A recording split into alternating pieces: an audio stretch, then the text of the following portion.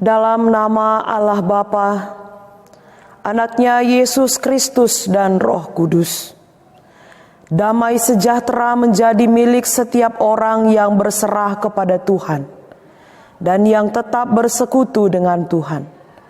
Kasih dan kemuliaan Tuhan menemani hidupmu dari sekarang sampai selamanya. Amin.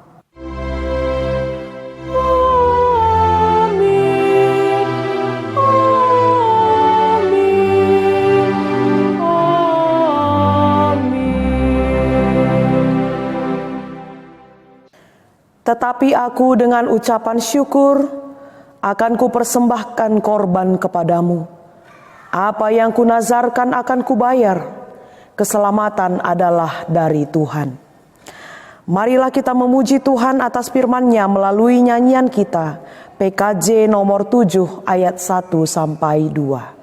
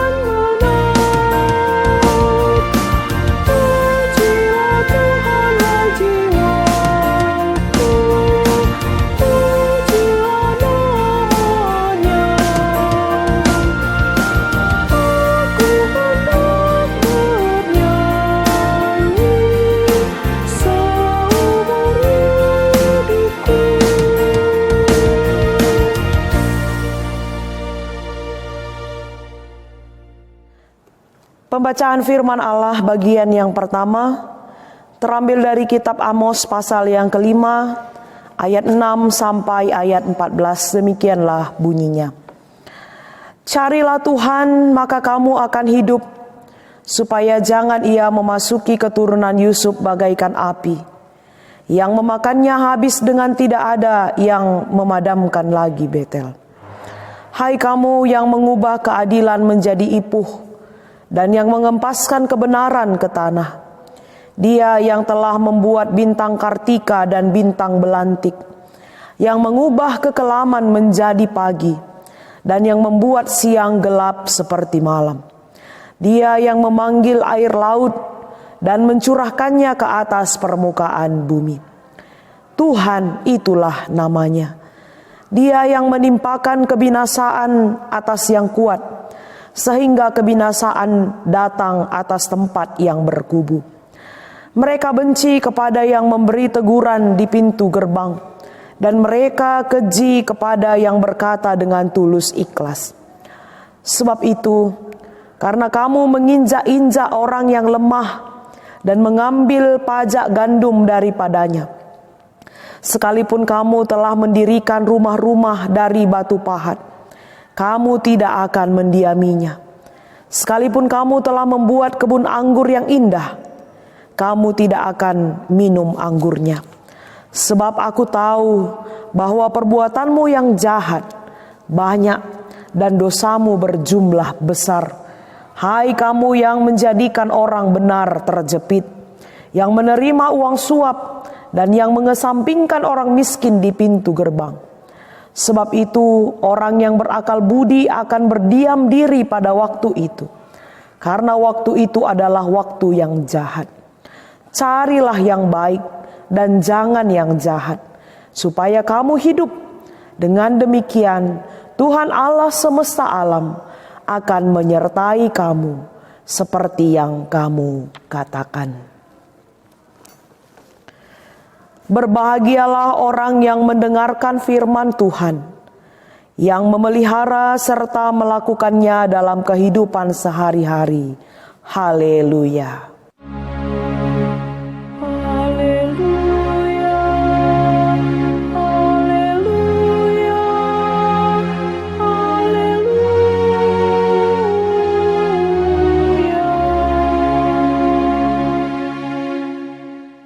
Marilah kita berdoa. Terima kasih Bapa di dalam surga. Engkau masih melayakkan kami untuk datang menyembah Engkau di dalam kebaktian kami. Meskipun kami masih beribadah di rumah-rumah kami masing-masing, tapi kami percaya Tuhan tetap menguatkan persekutuan kami. Tibalah saatnya kami akan mendengarkan renungan pada hari ini. Kiranya Tuhan yang memberkati kami, memberikan kepada kami pengertian, sehingga kami tetap hidup di dalam firman-Mu. Berkati hamba-Mu yang Kau pakaikan pada hari ini untuk menyampaikan isi firman-Mu. Berfirmanlah ya Bapa, kami sudah sedia untuk mendengarkannya. Di dalam nama Tuhan Yesus kami berdoa. Amin. Saudara yang dikasihi Tuhan, firman Tuhan yang menjadi renungan bagi kita pada hari ini terambil dari Injil Matius pasal yang ke-12 ayat 15 sampai 21. Demikian bunyinya. Tetapi Yesus mengetahui maksud mereka lalu menyingkir dari sana. Banyak orang mengikuti Yesus dan Ia menyembuhkan mereka semuanya. Ia dengan keras melarang mereka memberitahukan siapa Dia, supaya genaplah firman yang disampaikan oleh Nabi Yesaya. Lihatlah, itu hamba-Ku yang Kupilih, yang Kukasihi, yang kepadanya jiwaku berkenan. Aku akan menaruh roh-Ku ke atasnya, dan Ia akan memaklumkan hukum kepada bangsa-bangsa. Ia tidak akan berbantah dan tidak akan berteriak, dan orang tidak akan mendengar suaranya di jalan-jalan. Buluh yang patah terkulai tidak akan diputuskannya, dan sumbu yang pudar nyalanya tidak akan dipadamkannya, sampai Ia menjadikan hukum itu menang, dan padanyalah bangsa-bangsa akan berharap. Sampai demikian firman Tuhan. Shalom, Bapak Ibu Saudara-saudari yang dikasihi oleh Tuhan kita Yesus Kristus. Salam sejahtera, salam sehat bagi kita semua. Di Minggu Trinitatis ini kembali kita merenungkan firman Tuhan, dan yang menjadi tema bagi kita adalah hamba pilihan Tuhan. Saudara yang dikasihi Tuhan, jikalau kita perhatikan di dalam kehidupan kita, pengenalan kita kepada seseorang akan menentukan bagaimana sikap kita kepada orang itu. Pengenalan kita kepada seseorang, bagaimana kita mengenal dia, mengetahui bagaimana dia, akan menentukan bagaimana sikap kita kepada orang itu. Jika kita mengenal dia adalah seorang pembohong misalnya, maka sikap kita adalah kita tidak akan percaya, tidak cepat percaya terhadap apa yang dia katakan. Artinya mungkin masih ada keraguan-raguan dalam diri kita. Jika kita mengenal seseorang itu pendendam, pemarah, penggosip, suka menyebarkan keburukan orang lain, bagaimana sikap kita?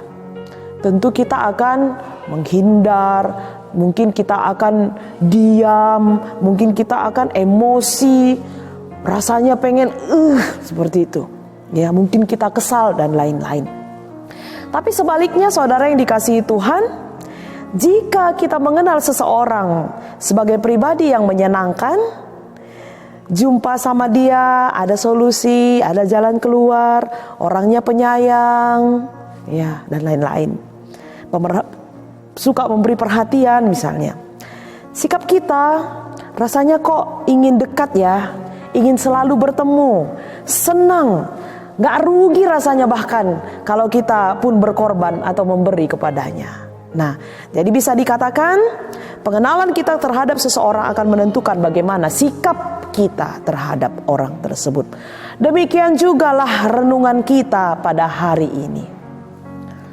Orang-orang Farisi mengenal Yesus itu siapa? Yang ada dalam pemikiran orang Farisi adalah Yesus ini adalah orang yang selalu melanggar hukum Taurat. Contohnya menyembuhkan di hari Sabat. Bahkan mungkin mereka menganggap Yesus ini adalah orang yang mencuri ketenaran mereka.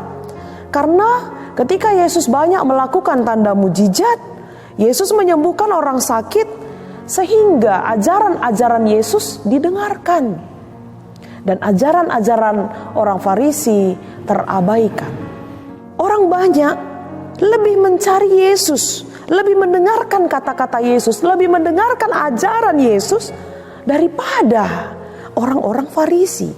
Maka sikap orang Farisi adalah, kalau kita lihat ayat sebelumnya, ayat 14, mereka bersekongkol untuk membunuh dia, membunuh Yesus.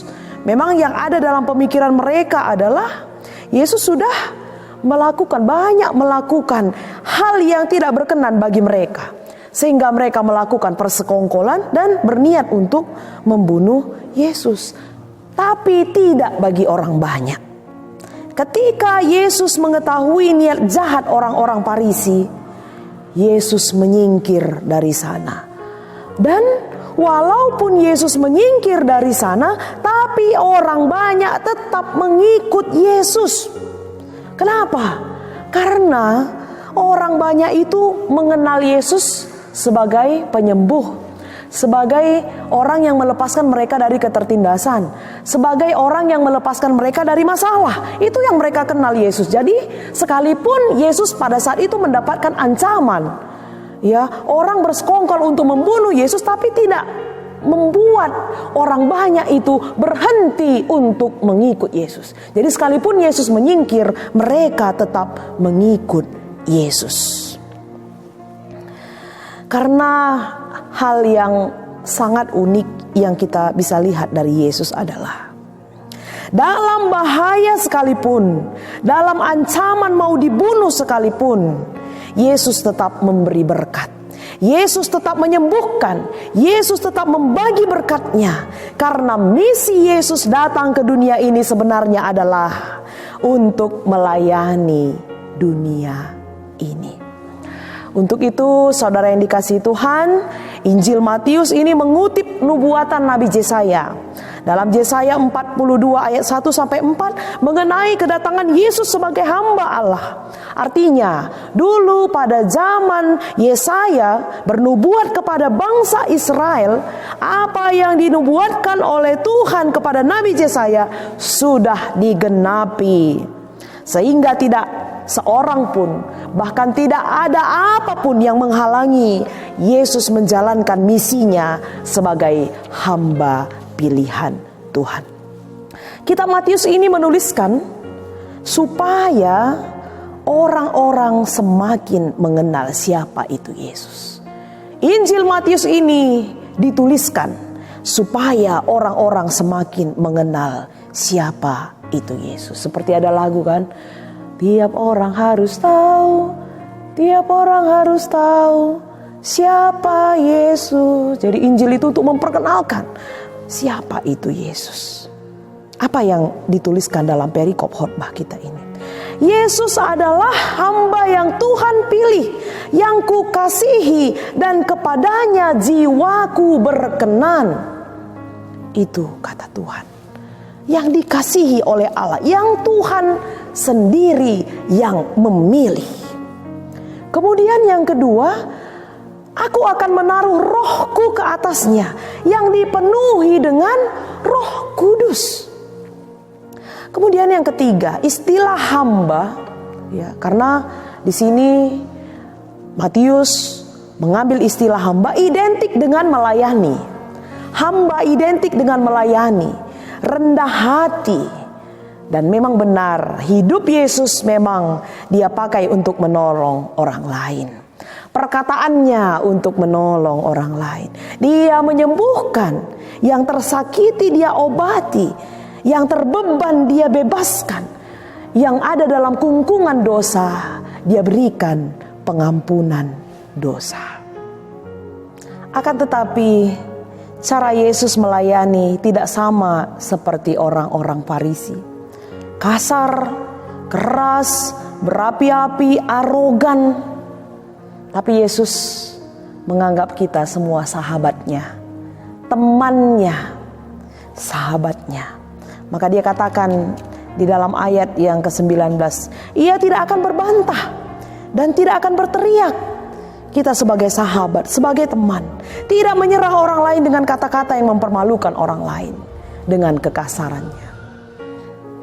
Hal yang diperlihatkan juga di dalam Injil Matius ini adalah kesabaran Yesus dalam melayani. Buluh yang terkulai takkan diputuskannya.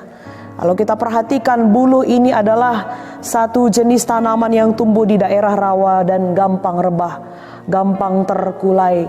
Sehingga kalau dia sudah terkulai dan hampir patah, tidak ada seorang pun yang bisa menggunakannya. Dia dibuang, dipatahkan, dibuang, dan tidak berharga sama sekali.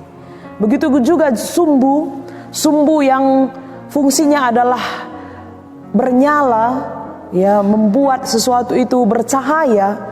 Tapi ketika itu pudar, dia tidak lagi memancarkan cahaya, dia kurang berarti, dia kurang berguna. Akan tetapi kalau kita perhatikan dalam istilah dua ini, buluh dan sumbu ini adalah gambaran kita, manusia yang lemah, manusia yang hampir hilang harapan, manusia yang tidak berharga, tidak berguna. Akan tetapi saudara yang dikasihi Tuhan, di mata Tuhan kita dipulihkan, kita dihidupkan, kita kembali memperoleh harapan yang baru. Dunia boleh meremehkan kita, dunia boleh mematahkan kita, bahkan mematikan kita. Tapi Tuhan, di mata Tuhan kita dipulihkan. Kesabaran Yesus dalam melayani mengangkatkan kita kembali sehingga kita bisa menjadi berguna. Dan yang terakhir adalah, dan padanya lah bangsa-bangsa akan berharap. Kepada Yesus seluruh bangsa-bangsa, seluruh dunia akan berharap. Saudara-saudari yang dikasihi oleh Tuhan Yesus, kita sudah tahu dan mengenal Yesus. Seperti lagu yang kita nyanyikan, setiap orang harus tahu siapa Yesus. Sekarang apa yang kita lakukan? Apa yang kita lakukan? Kalau orang banyak tadi ketika dia mengenal Yesus, sikapnya menentukan, ya, pengenalannya menentukan bagaimana sikapnya. Dia mengikut Yesus walaupun dalam ancaman kematian, ancaman persekongkolan orang yang ingin membunuh Yesus. Kita bagaimana? Yang sudah mengenal Yesus ini, apa yang kita lakukan? Bagaimana sikap kita? Gantungkanlah diri kita dalam pengharapan kepada Yesus. Yakinkanlah diri kita bahwa dialah sebagai penyembuh kita. Dalam ayat sebelumnya, Matius 11 ayat 28. Marilah kepadaku yang letih lesu dan berbeban berat, aku akan memberikan kelegaan kepadamu. Yesus sebagai penghibur kita. Yesus menjawab segala persoalan kita. Dalam masa kita menghadapi wabah corona ini, lebih lagilah kita menggantungkan diri kita kepadanya, berpengharapan kepada Tuhan.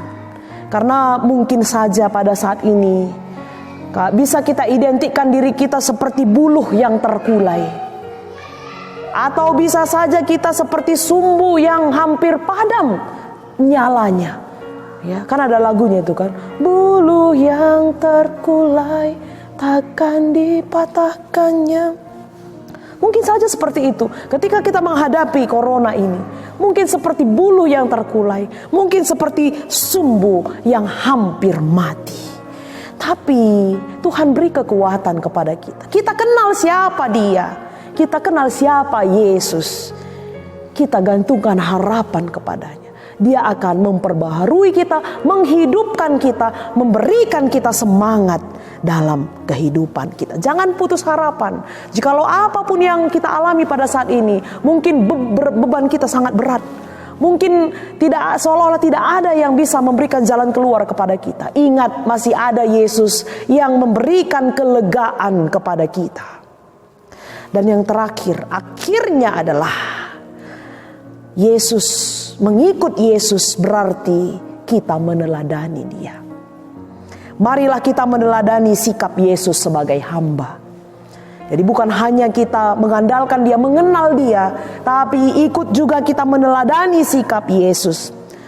Yunus dan Amos dalam bacaan dan invokasio kita juga adalah hamba Allah, utusan Allah yang menyampaikan kebenaran dan keadilan bagi dunia. Yunus pernah gagal, tapi Tuhan pulihkan dia. Amos mendapatkan banyak tantangan, tapi dia tetap mencari Tuhan. Carilah Tuhan, maka engkau akan hidup. Jadi marilah kita juga hidup meneladani Yesus sebagai hamba Allah. Hiduplah kita sebagai orang yang rendah hati. Hiduplah kita penuh dengan pelayanan. Kita melayani bukan hanya di gereja, tapi juga di tengah-tengah keluarga kita. Dalam kehidupan kita terlihat bahwa sikap hidup kita ini adalah pengikut Yesus. Kiranya kita dipakaikan Tuhan menjadi alatnya, dan kehadiran kita membawa damai sejahtera bagi orang lain. Amin. Mari kita berdoa. Terima kasih Tuhan, kami sudah mendengar firman-Mu. Kiranya Tuhan yang menguatkan kami, memampukan kami untuk selalu hidup seturut dengan kehendak-Mu. Di dalam nama Yesus kami berdoa dan mengucap syukur. Amin.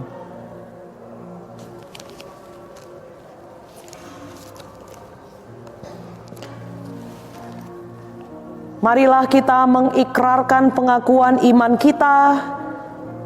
Kita ucapkan bersama-sama. Aku percaya kepada Allah Bapa yang Maha Kuasa, Khalik langit dan bumi, dan kepada Yesus Kristus anaknya yang tunggal Tuhan kita, yang dikandung daripada Roh Kudus, lahir dari anak darah Maria, yang menderita di bawah pemerintahan Pontius Pilatus, disalibkan, mati dan dikuburkan, turun ke dalam kerajaan maut, pada hari yang ketiga bangkit pula dari antara orang mati, naik ke sorga, duduk di sebelah kanan Allah Bapa yang Maha Kuasa, dan akan datang dari sana untuk menghakimi orang yang hidup dan yang mati.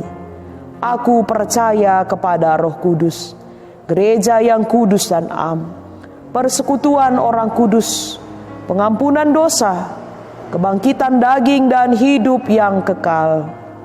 Amin.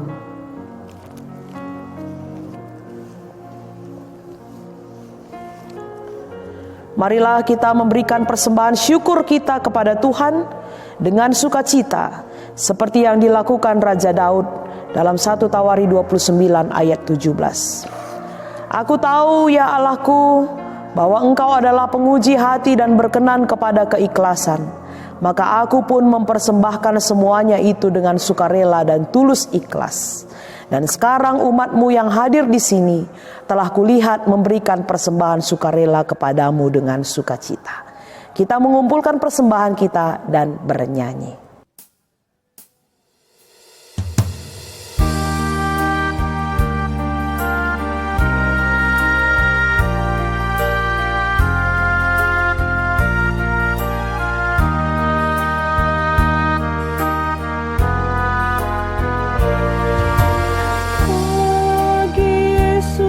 Serahkan hidupku seluruhnya.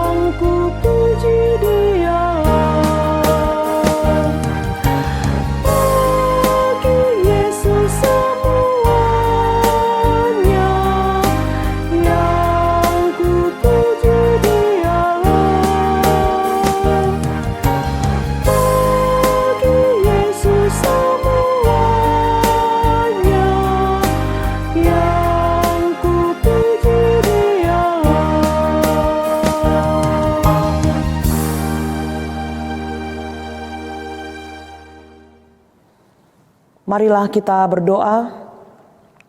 Terima kasih Bapa di dalam surga untuk segala kebaikan-Mu yang kami terima dalam hidup kami. Saat ini sebagai ucapan syukur kami sudah mempersembahkan sebagian dari yang ada pada kami ke hadapan Tuhan. Kiranya Tuhan memberkati persembahan ini agar dapat dipakaikan untuk kemuliaan nama Tuhan serta mengabarkan Injil-Mu di tengah-tengah dunia ini. Tuhan juga yang mengajari kami agar segala pemberian Tuhan yang masih ada pada kami dapat kami pakaikan seturut kehendak-Mu.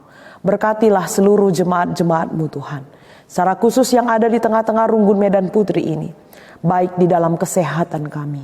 Kiranya Tuhan yang tetap memberikan kesehatan, damai sejahtera dalam diri kami Tuhan, sehingga kami juga tetap dimampukan oleh Tuhan menjalani kehidupan kami, melakukan aktivitas kami seperti yang Tuhan kehendaki. Berikan juga kepada kami rezeki yang melimpah, Tuhan berkati pekerjaan kami. Dan juga kami percaya Tuhan yang mencukupkan segala yang kami perlukan dalam kehidupan kami. Kiranya biarlah segala yang kami lakukan hanya untuk memuji dan memuliakan nama Tuhan.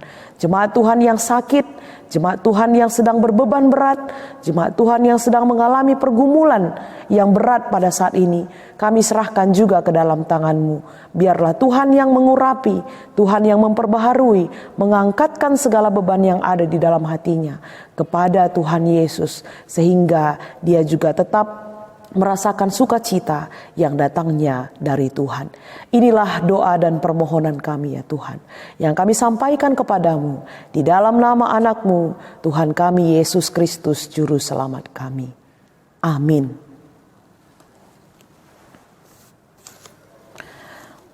Marilah kita bernyanyi dari Kidung Jemaat kita nomor 281 ayat 1 sampai 2.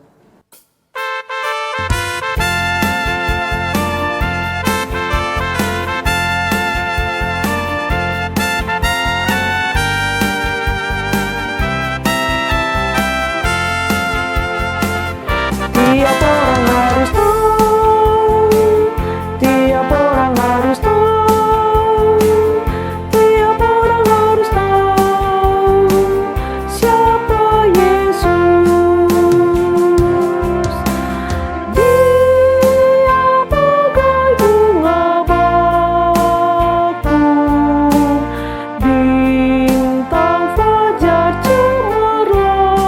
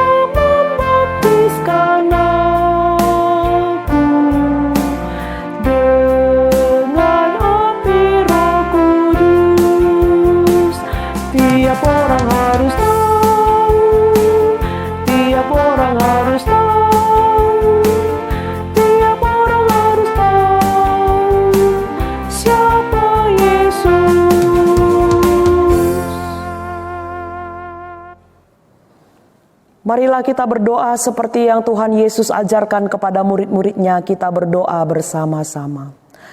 Bapa kami yang di sorga, dikuduskanlah nama-Mu, datanglah kerajaan-Mu, jadilah kehendak-Mu di bumi seperti di sorga.